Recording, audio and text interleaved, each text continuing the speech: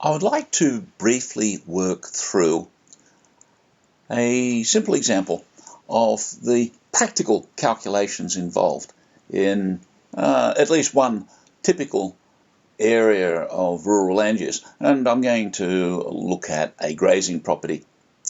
Here we have a very pleasant, modest property, 118 hectares in Queensland, in, shall we say, one of the more comfortable parts of Queensland. 118 hectares, and our project is to do the calculations on valuing it. Okay, if we look through the property, here we have a comfortable property in what looks like a very scenic part of Australia, and large enough to be productive. There's possibly the question of rural residential to be considered in some cases. We'll ignore that for the moment, but we'll simply look at the property itself. When we go looking for comparables, here we have another property geographically very close by, and apart from the fact that it was probably taken by a different camera, looking very, very similar. Okay, this one is 112 hectares, so not very much of a difference. And so at this point, we would say we'll work on a rate per hectare. We may not have in carriage capacities as a check method, although that could be useful. But rate per hectare would be the way to go. Similar levels of clearing perhaps, although you may want to look at that with a little bit more detail, especially if the cover was sufficient to impede the grass production, basically. Okay, then we get into a little bit of a curveball, because at this stage we would simply look at this sale and we would work out from that, divide it by the area, and get a rate per hectare, and we would apply it to the comparable property here. This is where we end up with a curveball, because this property, as you'll notice, has some improvements, and let's move a little bit closer on those. Here we go, a very well kept older house, and we can see that it has been well maintained, well painted and well finished for its basic style. A very comfortable place to live, and it also has some other infrastructure, in this case an open shed. Not sure whether the container is going to be part of the game, we'll say no. Stockyards look like they're in good condition and certainly fit for purpose. Okay, tanks, which we expect, and so on. Basically, the appropriate infrastructure for a property with residents, and obviously set up for cattle at a modest scale. Okay, this property has nothing but land.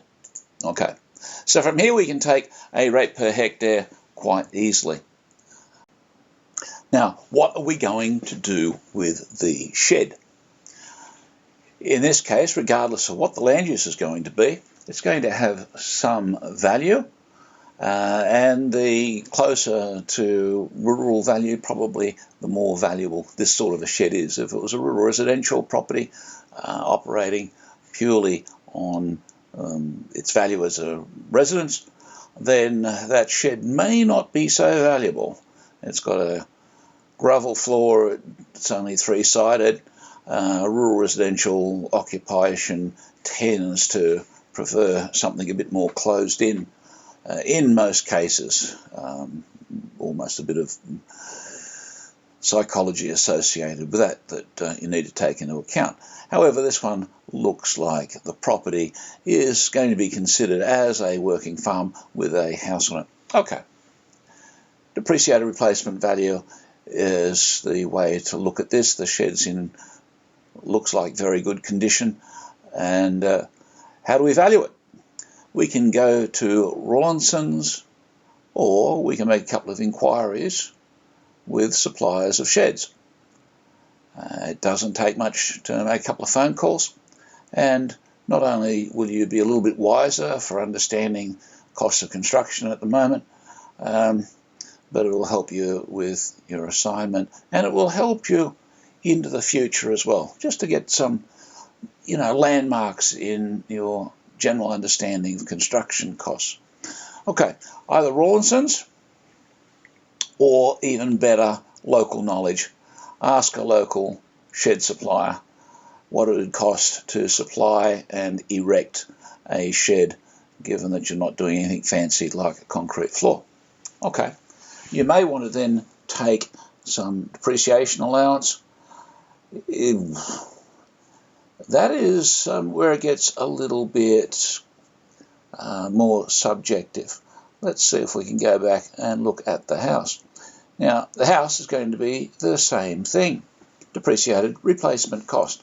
So we look at the replacement cost, get an idea of the size of it, go to Rawlinson's, look at, in this case, probably a standard finish replacement.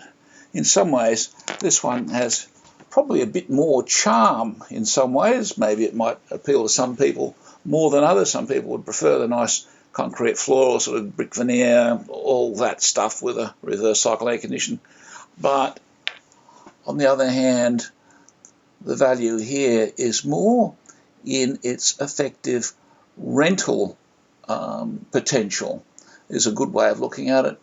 And look at how livable it is, because houses, even if they are on farms, they've got that element in it.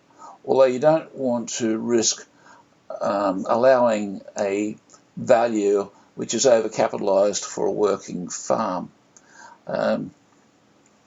Depreciated replacement cost means that you work off the current cost to build a house of this size, and then you work back from there.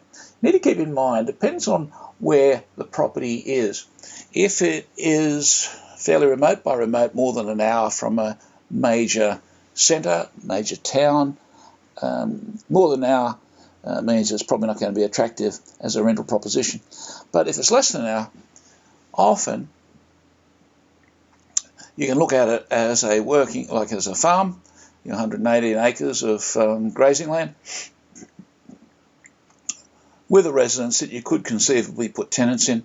And so a useful starting point would be to ask a real estate agent, what would it rent for? Again, that's just a simple inquiry. You don't have to do it with the thoroughness of a valuation, but it would certainly give you a good starting point, and then you can cap it from there to get an idea of what the house itself is worth. Rawlinson's, good starting point, but also local knowledge is also very useful. That can be gleaned from, obviously, a builder, but sometimes they're a bit busy to take idle chats, although it's good if you are in the habit. You see, if you're working as a valuer, you would be getting to know the local tradesmen, the local real estate agents, finance people, and you would start to know this stuff just from the experience of where you are and conversations.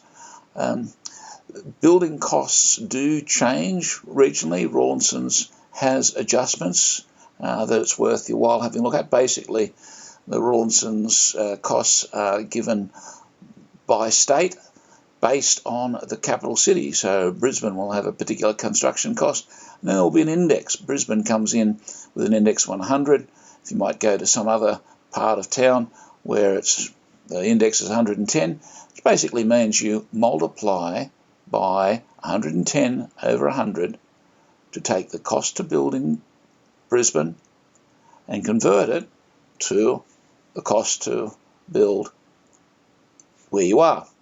given that it has that index. There are maps in Rawlinson's that will give you those indexes, those relativities. Very easy mathematics to apply. Rawlinson's is reasonable as a starting point, but then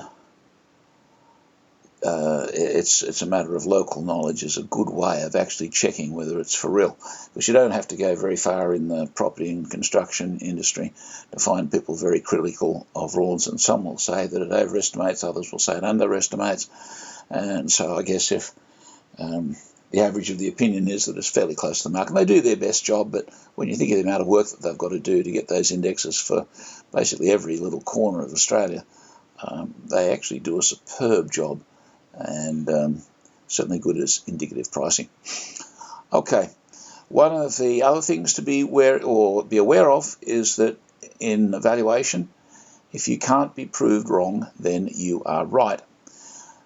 So when you submit this, say for the assignment, you don't have to lose too much sleep. Obviously, you do the prudent things to get the right answer. Say Rawlinson's in this case, perhaps backed up with a chat to somebody. Obviously, a chat to a valuer would be really, really useful because they have got that sort of experience. But other people nearby are useful as well. For instance, the shed manufacturers or the shed companies that might service this particular locality. So there are a number of sources, but the thing that I would recommend is to be sensible about it and take the view, what's the practical way of getting a reasonable answer for this? Be aware that you are not necessarily in practice. If you are an assistant valuer in a valuation firm, all the better, because you'll be able to pick people's brains really easily and get the local intelligence a lot easier. But just beware that it's a student project, so I don't want you banging your head against a brick wall, but I would like to see evidence of like a common sense approach. And justifying these numbers is also very positively looked on when it comes to marking time. I would like to be convinced that you've done as reasonable a job as you could given your situation. So if you mention taken from Rawlinson's and depreciated for this reason or that reason, or if it's due to inquiries with local real estate agents or a local builder or local shed supplier, whatever it is, if you simply do that in your report, it means that you're explaining to me why you have done a sensible thing. A big part of valuation is common sense, and so if you can explain to me that you've done common sense things which are prudent, that you've kept your eyes open, then that will be looked at favourably. The last part of the puzzle is the other improvements, things like the water tanks and the yards, and similarly depreciated replacement cost. I would recommend that it would be useful for you to again make inquiries, local fencers, like fencing contractors, and people that install stockyards and so on, to get a bit of an idea of what its use. Obviously this one is functional, and so you're not going to tear it down because it's rotting away or falling over or something, and it looks like it's fit for service, and it's going to have a long life in front of it.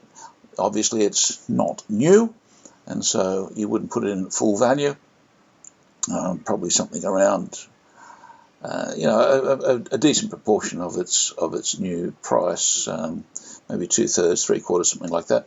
But you can infer that from some conversations. The other improvements, I don't think they really count for. Well, the tanks do. You can put those in at a price. Again, find out what it costs to get a tank installed.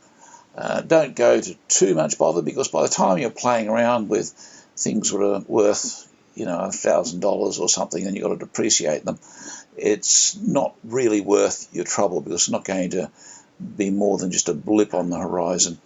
So don't go too far with the detail that you put into the improvements. And I think somewhere in the background of one of these photos we saw some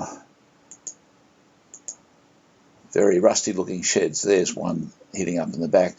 That's going to be really of negligible benefit unless it's doing something really special. And so again, just keep it sensible. It's really the things that would turn someone's eye and they'd say, yes, I was thinking I'll need to buy or build a shed here or put in a tank in or what have you. But now they don't have to do it. There'll also be a septic system somewhere near the house, probably not worth putting in because its contribution doesn't really deserve separate treatment.